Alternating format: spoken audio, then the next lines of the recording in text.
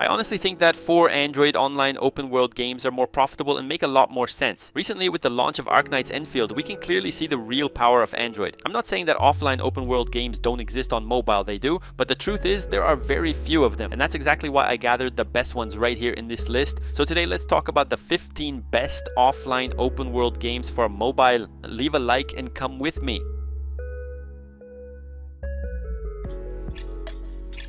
IRRUPT is a perfect pick for anyone who loves that classic ARPG essence. It's a completely new game and highly underrated because of its visuals, and now let's talk about it. Developed by Rainy Night Games, the game focuses exactly on what the title promises, the addictive loop of killing monsters and collecting better and better gear. Unlike some ARPGs that feel slow at the beginning, IRRUPT is all about speed. Combat is fluid and constantly pushes you to stay on the move. The game offers a massive variety of weapons and equipment with different rarities. You can completely change your playstyle depending on what drops from enemies. The progression system allows you to experiment with different builds without feeling locked into a single choice from the start. Even though it looks simple at first, the game manages to stay exciting, and because it's fully offline, it focuses entirely on pure character grind. Imagine a mix of Animal Crossing or Stardew Valley with the combat style of The Legend of Zelda. That's basically a farming RPG. And now let's talk about KITARA FABLES.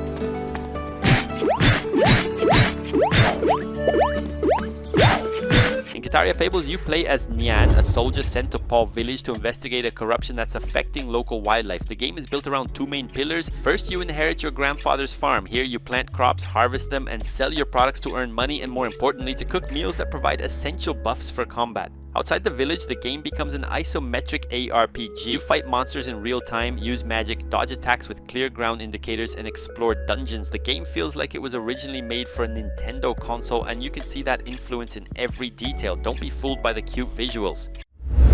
It's one of those games that I honestly don't even know how to properly label. One thing I'm sure about is this: it's an open world game. Let's talk about MANEATER. The game starts in a brutal way. A famous shark hunter named Scaly Pete kills the protagonist's mother and leaves the baby shark you with a deep scar. You manage to escape, and from that moment on, your only goal is to grow stronger, evolve, and take revenge on him. The core gameplay is simple but extremely addictive. You basically destroy everything in your path and explore the map as much as possible to track down the shark hunter. By collecting nutrients, you level up, evolving from a vulnerable pup into a juvenile shark, then an adult, an elder, and finally a mega shark. That's where the RPG side really shines. Like, you're not just a regular shark, you can equip genetic mutations that completely break biology itself, from an electric shark to even a poisonous shark. I've always considered this game a true work of art. It's insanely addictive and has an incredible management system. Now let's talk about Moonlighter.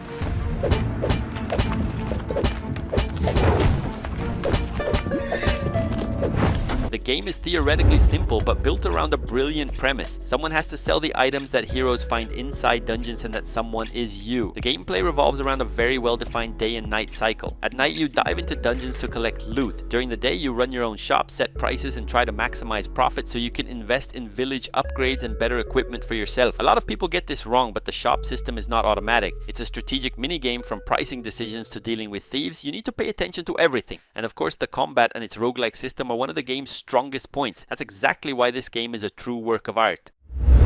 Moonstone Island is an even more ambitious mix, basically Pokemon combined with Stardew Valley. Let's talk about it.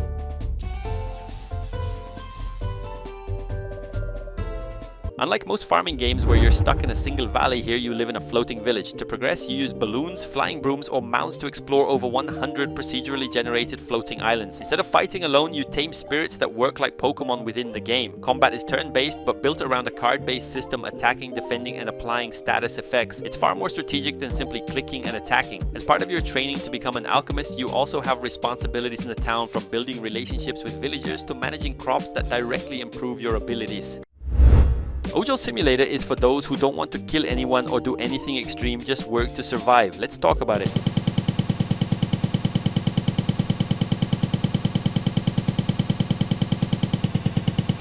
The main mechanic is a faithful simulation of delivery and ride-sharing jobs, similar to platforms like Uber Moto or food delivery apps. You keep an eye on your in-game phone, waiting for notifications for food deliveries or passenger rides. You drive through the city streets following the GPS to pick up and drop off customers at their final destination. It's not just about speeding. You need to manage your fuel, which costs money, and your energy. If you get exhausted, you can't work. With the money you earn from each job, you can upgrade almost everything about your character, from your phone to your appearance. The game isn't just about driving, it's about financial strategy and knowing when to stop.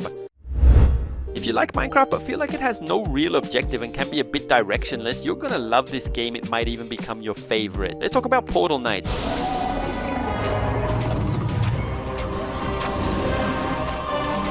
The story revolves around the Fracture, an event that shattered the world into dozens of floating islands. To progress, you need to rebuild broken portals, travel through different areas, unlock new biomes, and upgrade your character. Unlike a pure sandbox experience like here, you start by choosing a class such as a warrior or an archer, and that choice heavily affects how you play. At first, the game might look like a chibi version of Minecraft, but it quickly becomes clear that it draws a lot from RPG mechanics. And for those who just want to build, there's also a creative mode where you can focus purely on construction without worrying about monsters or levels.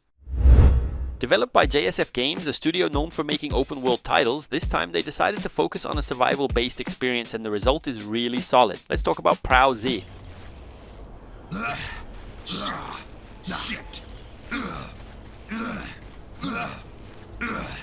Shit. The game places you in a vast map that blends urban areas, abandoned cities and villages with wide open fields. The core loop is all about scavenging, searching cabinets, cars and shelves for food, water, ammo and building materials. Even though it's a survival game, it features a strong RPG layer including skill trees and the ability to upgrade weapons and equipment. The game also allows you to find and drive vehicles across the map, which is essential given the size of the open world. It has a realistic visual style, but it's fully focused on running offline, making it a huge plus for players who want to play without relying on an internet connection. Without a doubt, the most impressive open world game released on mobile in 2025. Let's talk about a true masterpiece, Red Dead Redemption. Figured it's about time I started paying back that $15. I sure can use an extra pair of hands around here. You play as John Marston, a former outlaw who was forced by the government to hunt down the remaining members of his old gang in order to protect his family. The game is set in 1911 at the twilight of the Old West. Civilization, cars and bureaucracy are moving in, and men like Marston no longer have a place in this new world. The map is divided into three major regions: New Austin, West Elizabeth and Mexico, and Rockstar managed to create a truly unique atmosphere in each one. One of the game's core mechanics is its honor system. Every choice matters. Helping someone or robbing an innocent person deeply affects how the world sees you. This changes shop prices, NPC reactions, and even the ending of your journey. This game is described as an isometric, Souls-like, extremely hardcore, different, and still very unknown. Let's talk about Rookie Reaper. Instead of portraying death as something terrifying and all-powerful, Rookie Reaper puts you in the role of a beginner. You're a rookie who needs to prove their worth by collecting souls and fighting creatures in a world that blends the macabre with a cartoony style. As a Reaper, your main weapon is the scythe, and the game features combo-based combat that lets you launch enemies into the air or perform wide area attacks. Without a doubt, the game's main difficulty and core mechanic is permadeath. One mistake can cost you everything, making the game far more punishing than it initially looks. You can unlock new passive and active abilities that completely change how you face enemy hordes. Throughout the dungeons, you'll also find items that modify your stats, allowing you to focus on higher damage, speed, or survivability. If you enjoy games with a cozy vibe and a strong focus on community, Spirit Crossing is a very interesting new game from 2025. Let's talk about it.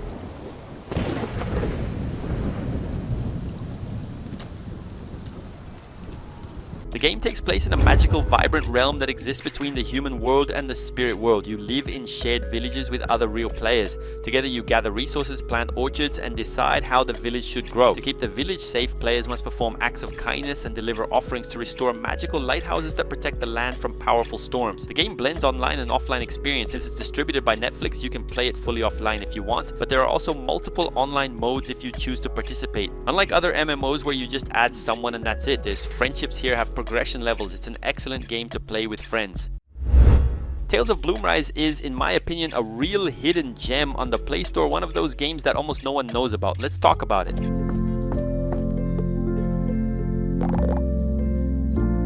Unlike traditional RPGs where you pick a class and stay locked into it, in Tales of BLOOMRISE you're simply an adventurer who can become whatever you want. That freedom also extends to town life. Lumberjack, fisher or miner are just a few of the options available. You play as Rae, a young adventurer living in the peaceful village of BLOOMRISE. What starts as a simple search for adventure quickly turns into a much bigger journey when ancient secrets and dangerous dungeons are uncovered beneath the village's calm surface. The game is simple yet cozy, at the same time incredibly cute but also surprisingly challenging. That balance is what makes it feel truly unique.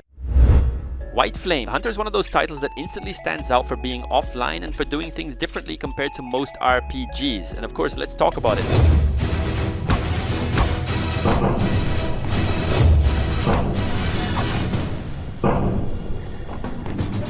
In White Flame, you're not a hero chosen by prophecy, you're simply a hunter in a harsh, unforgiving world. The game offers a strong sense of freedom, allowing you to explore forests, villages, and dungeons. Exploration is rewarded with rare materials and quests that expand the world's lore. Unlike many ARPGs where you just button mash, combat in White Flame is more deliberate and methodical. From blocking enemy attacks to switching between spells and swords, every action requires careful timing and decision making. The game feels inspired by classic RPGs, and that's exactly what makes it so different. Even on Android and fully offline, it delivers a solid open world RPG experience.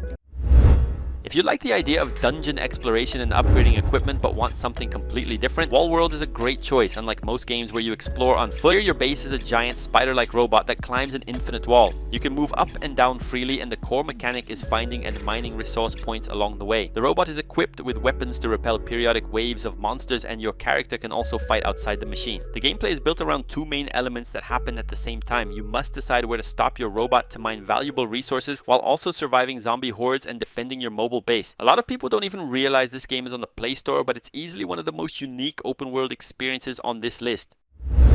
If you enjoy old school RPGs, this game is easily one of the best experiences on mobile. Let's talk about Vampires Fall 2.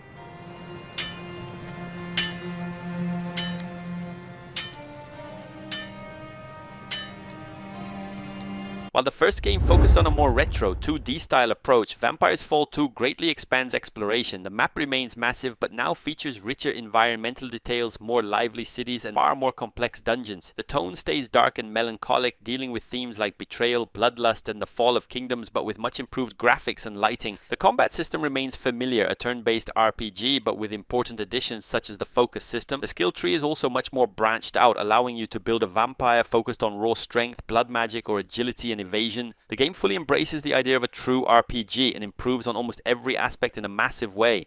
And that's it for today. If you enjoyed the list, leave a like, subscribe to the channel, and comment which game surprised you the most. Thanks for watching, and I'll see you in the next one.